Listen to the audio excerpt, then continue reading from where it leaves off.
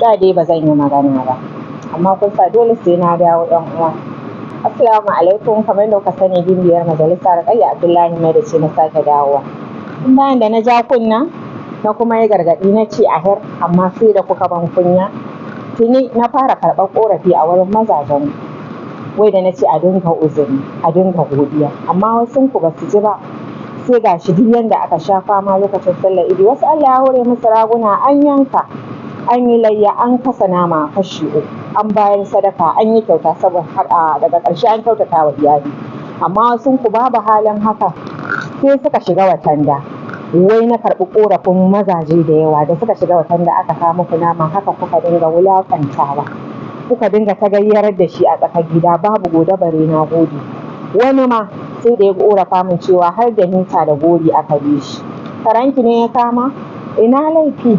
Da ya bar ku kuna jin ƙanshi a maƙota ya ƙuƙuta ya fi sabilillahi, ba za ki ce kin gode Allah san barka ba?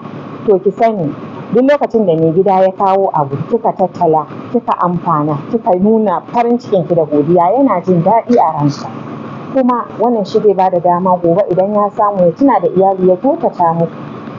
Saboda ni, saboda kin gode kin nuna farin cikin ki lokacin da ya kawo muku shi.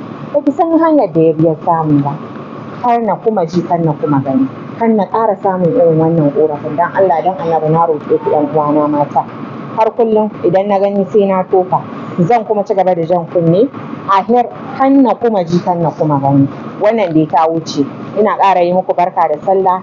Ina roƙon Allah ya shiga lamarin mu tare da mazajen mu baki ɗaya. Allah ya hore musu abin da za su ci gaba da riƙe mu, su duba mu, mu yi sharshar da mu, su daina kallon matan titi.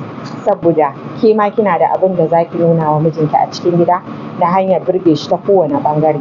Sai na sake dawowa a wani bidiyon inda zan ƙara zo muku da wani abu. Amma ta yau dai ta riga da ta wuce. Ina muku barka da sallah. Sai anjima.